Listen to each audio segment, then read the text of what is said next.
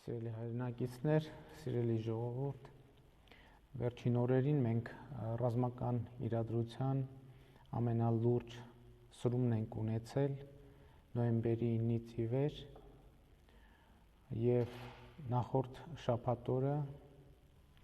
օգտվելով այն փաստից, որ ռուս խաղաղապահները դեռևս չեն տեղակայվել տվյալ հատվածում, ադրբեջանական ուժերի հատուկ ջոկատայինները գրոհ են ձեռնարկել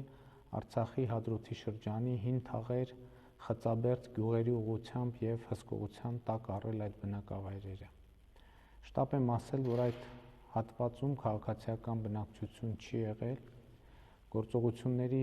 արդյունքում հետևանքով Արցախի պաշտպանության բանակի 6 զինծառայողներ վիրավորվել են։ Տեղեկություններ կան այլ տուժածների մասին, որոնք ճշտվում են։ Ինչու են ճշտվում, որովհետեւ տեղանքը, որտեղ կարող են լինել տուժածներ, այս պայն անմատչելի է եւ միջոցներ են ձեռնարկվում այնտեղ հասանելիություն ապահովելու համար։ Երեք տեղի ունեցած անվտանգության խորհրդի նիստում արդեն ասացի, թե առանձին քննարկման առարկա է, թե ինչու խաղաղապահները մինչև շաբաթ օրը չէին տեղակայվել Խծաբերդ հին թաղեր հատվածում։ Բայց փաստն այն է, որ շաբաթ եւ կիրակի օրերին խաղաղապահ ուժերը տեղակայվել են այնտեղ, ինչպես նաև հրապարակել են իրենց պատասխանատվության գոտու թարմացված քարտեզ, որտեղ ներառված է նաև Խծաբերդ, Թաղավարտ գյուղերի այդ շրջակա եւ հարող տարածքը։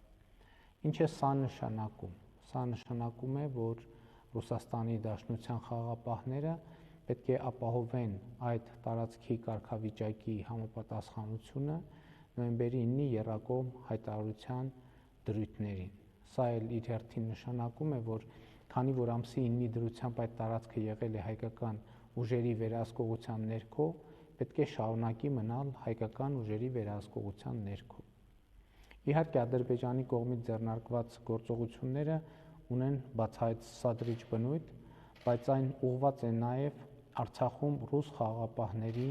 ներկայության արժեզրկմանը։ Նրանք ուզում են ցույց տալ, որ խաղաղապահները ի վիճակի չեն կանգնեցնել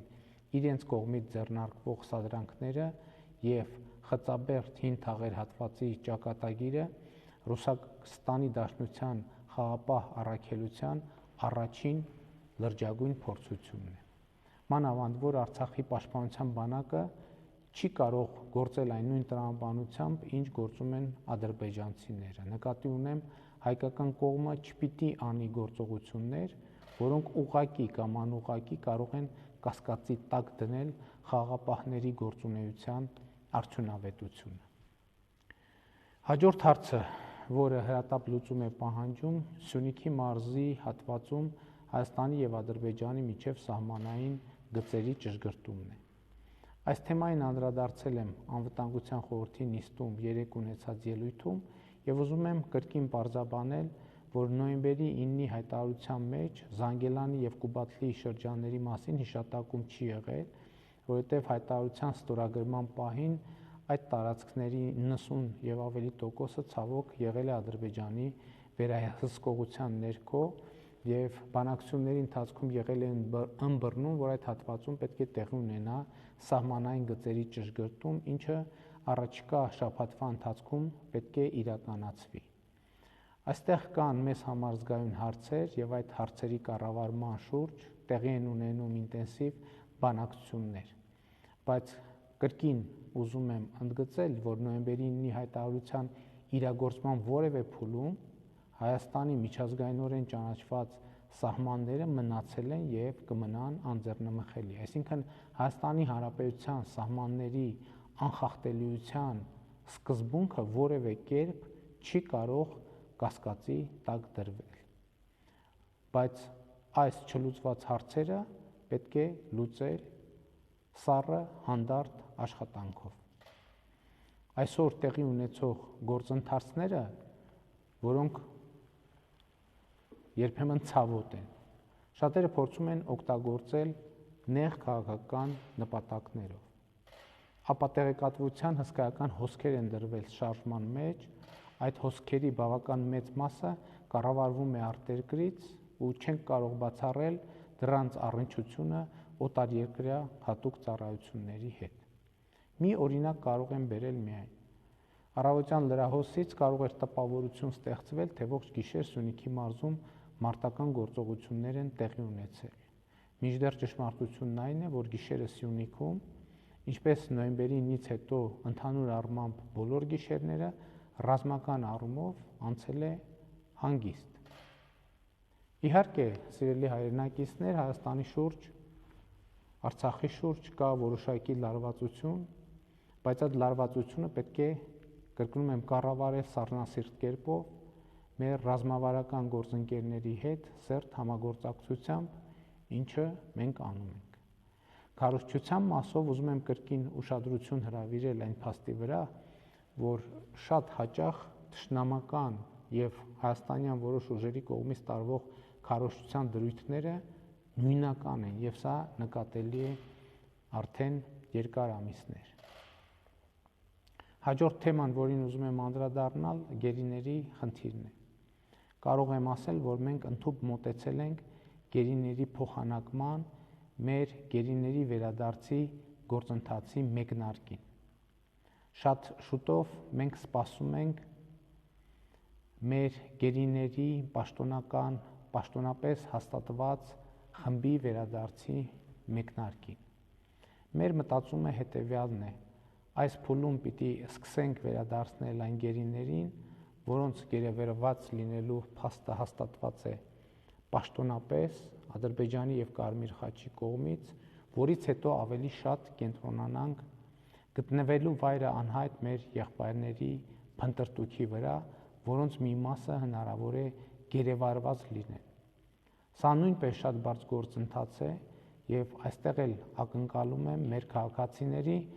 առավել եւս գտնվելու վայրը անհայտ մեր եղբայրների ընտանիքների անդամների ըմբռնումը։ Նոր թափով պիտի տեղի ունենա նաեւ զոհվածների մարմինների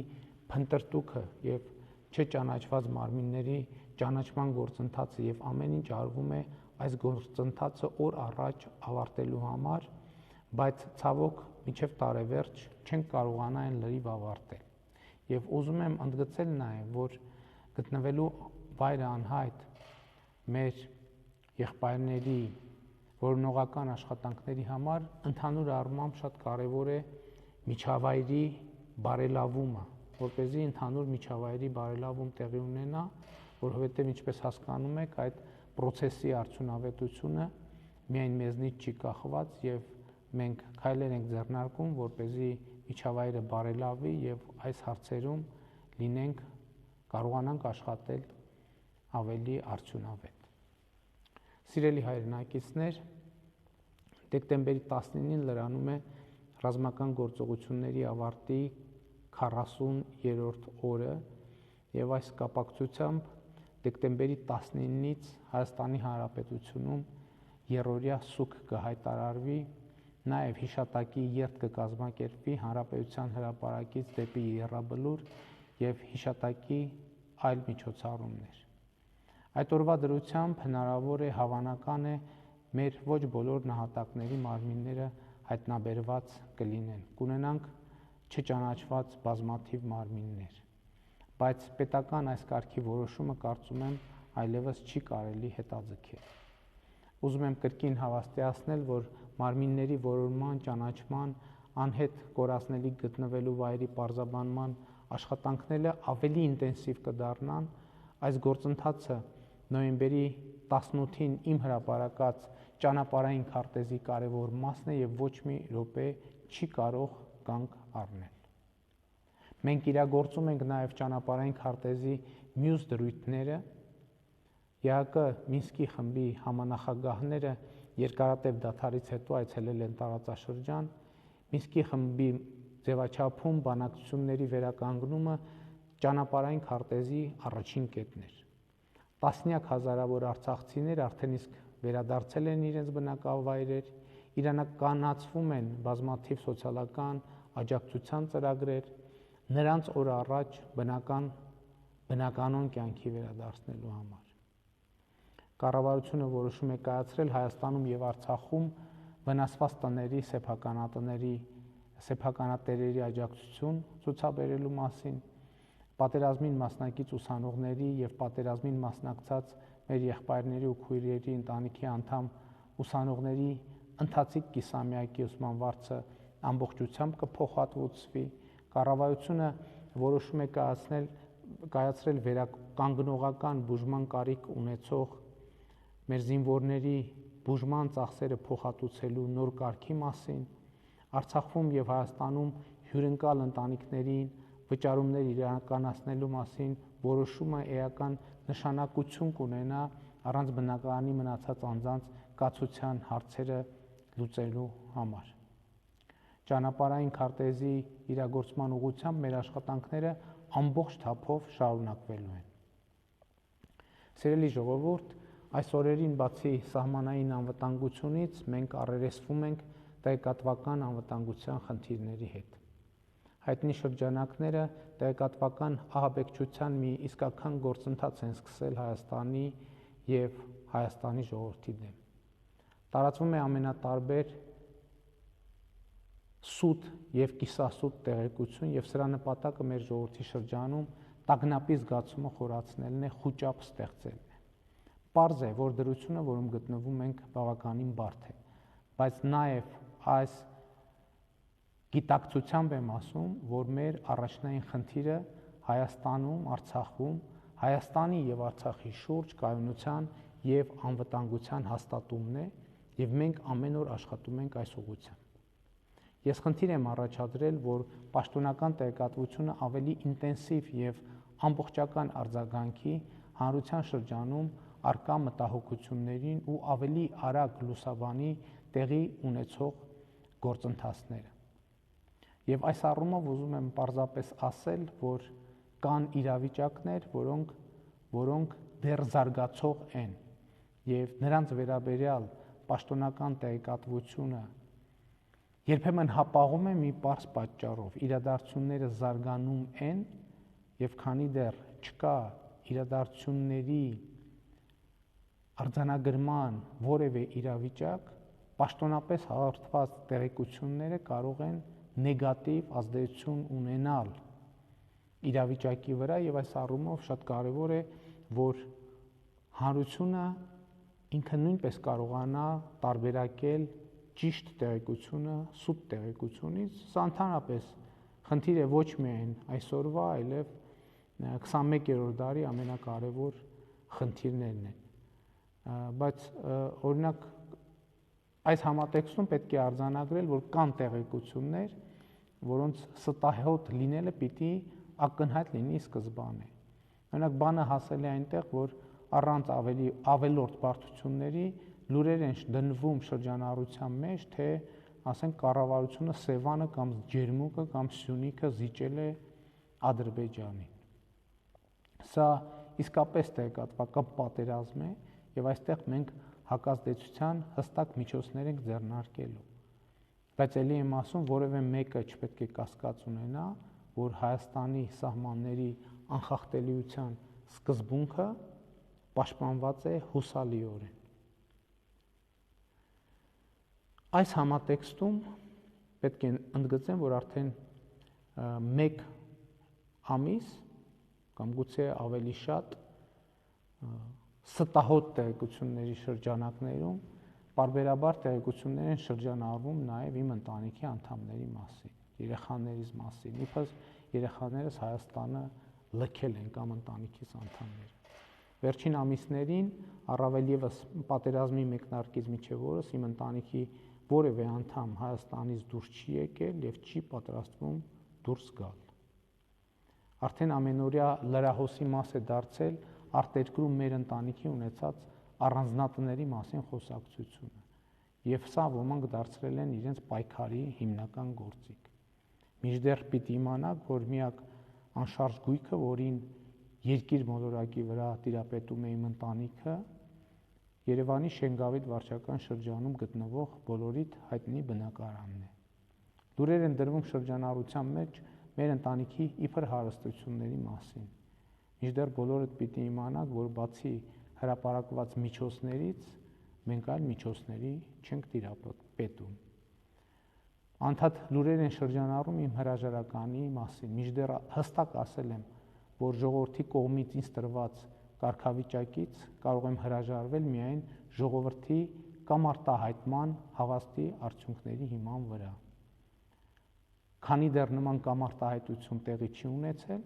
շարունակելու եմ կատարել վարչապետի իմ գործառույթները եւ պարտավորվել եմ դա անել շիտակ ու ազնիվ։ Ուզում եմ կրկին ընդգծել, որ այսօրվա թիվ 1 խնդիրը Հայաստանի շուրջ անվտանգության միջավայրի կայունացումն է եւ մենք հետեւականորեն գնալու ենք այս ճանապարհով։ Եվ ելի վերադառնալով ներքին իրադրությանը, կրկին ուզում եմ ընդգծել, որ կան որոշ process-ներ եւ գործընթացներ, որոնց նպատակը ակնհայտորեն ժողովրդին, մարդկանց, Հայաստանի Հանրապետության քաղաքացիներին ընդհանուր առմամբ process-ներից դուրս թողելն է եւ փակ սենյակներում, բարձրաշխարհիկ միջավայրերում խնդիրներ լուծելը։ Իհարկե սա անընդունելի է եւ Հայաստանի Հանրապետության ժողովուրդը ինչպես եղել, այնպես էլ շարունակելու է մնալ իշխանության եւ իրադրության տերը Հայաստանի Հանրապետությունում եւ ես ուզում եմ ասել, որ ինձ համարում եմ նաև այդ իրողության երաշխավորը եւ ժողովուրդը պետք է վստահ լինի, որ իր կամքը Հայաստանի Հանրապետությունում ունի վճռական